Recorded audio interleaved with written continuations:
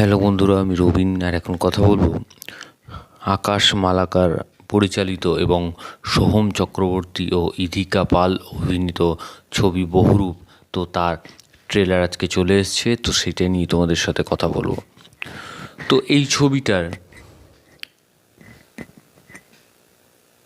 Poster যখন বা তার প্রি টিজার বা ভিডিও যখন এসছিল, তখন কিন্তু এটা নিয়ে আলোচনা করেছিলাম যে এই ছবির সাতটা লুক থাকছে সোহমের, এবং তার মধ্যে কয়েকটা লুক আমাদের সামনে এসছিল।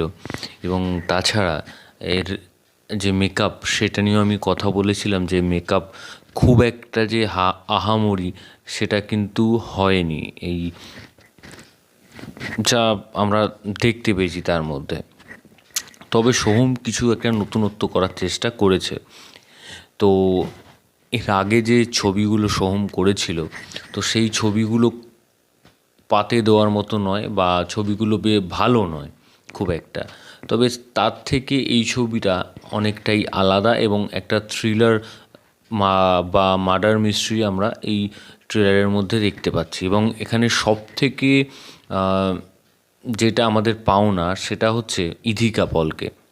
কারণ ইধিকা পালকে আমরা শাকিব খানের সাথে দেখেছি, দেবের সাথে দেখেছি, এবং তাকে সে একটা কমার্শিয়াল ছবিতে অভিনয় করেন যেখানে নাচ গান আছেন।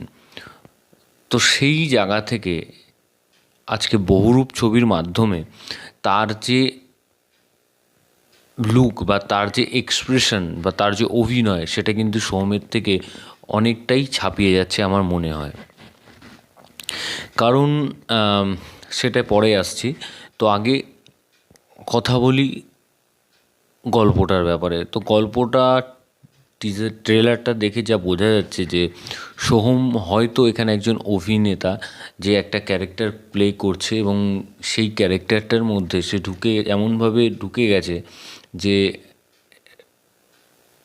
সে কিছু একটা প্রভাবিত হয়েছে, এবং তারপরে সে খুন করছে, বা এরকম কিছু একটা হতে পারে, বা এরকম হতে পারে যেটা আমরা ট্রেলারে দেখছি যে একটা বই আছে, যে বইতে যেরকম যেরকম লেখা, মানে গল্প লেখা আছে, সেই অনুযায়ী সোহমের ক্যারেক্টারটা খুন করছে। তো এরকম ধরনের গল্প কিন্তু আমরা এর আগেও দেখেছি, এবং বাংলাতেও এর আগে হয়ে গেছে। এবং এই রকম ধরনের গল্প কিন্তু আমরা ওই প্রভুদেবারও একটা ছবি আছে তাতে দেখছিলাম।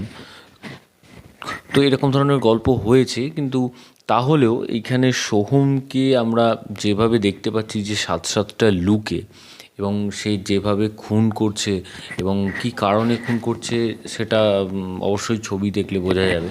এবং সেই যে খুন করছে তাকে চালনা করছে এখানে ইধিকা পাল। এবং সম্ভবত যে এরকম হতে, যেটা বললাম যে হয়তো সে কোনো একটা ছবির শ্যুটিং করছে, বা সে একজন হিরো, সে ছবির শ্যুটিং করছে, এবং সে সেই ক্যারেক্টারটার মধ্যে এমনভাবে ঢুকে গেছে যে সেটা হয়তো পরে অন্যরকমভাবে যে ছবির শ্যুট হচ্ছে সেটা দেখানো হতে পারে যেরকমভাবে, বা এরকম হতে পারে যে সে যে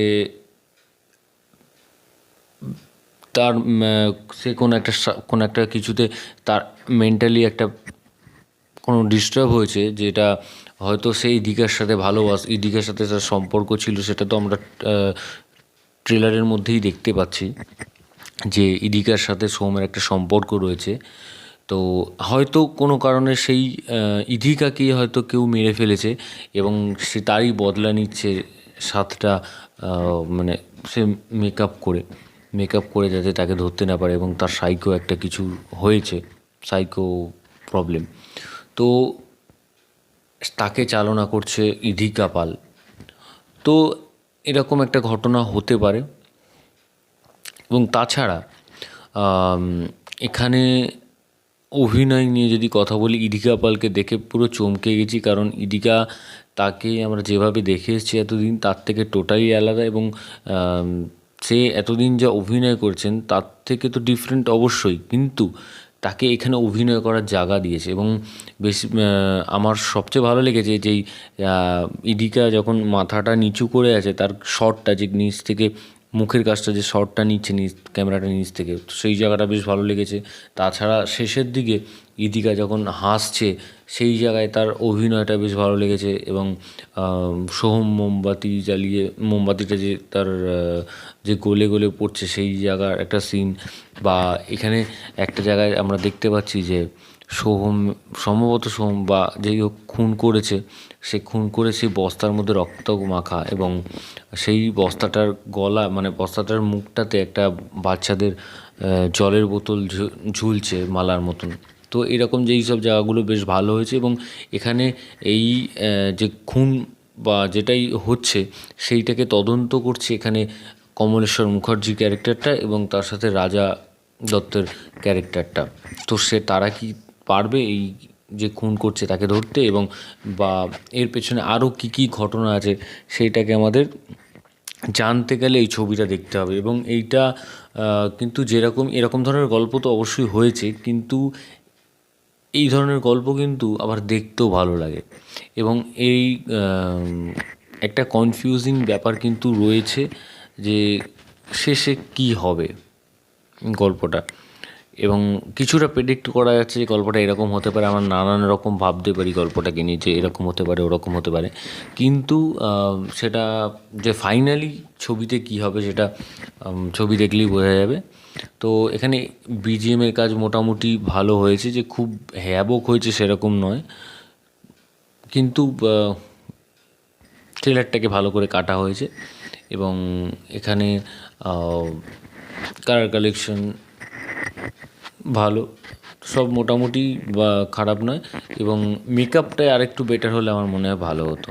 তো যাই হোক, ভিডিওটা তোমাদের যদি ভালো লেগে থাকে তোমরা কমেন্ট সেকশানে কমেন্ট করে জানিয়ে দাও, এবং সাবস্ক্রাইব করো চ্যানেল পে বাংলা পিবি, এবং বেল আইকনে ক্লিক করতে বলো না। বেল আইকনে ক্লিক করলে তোমরা সবার আগে নোটিফিকেশান পেয়ে যাবে। ধন্যবাদ।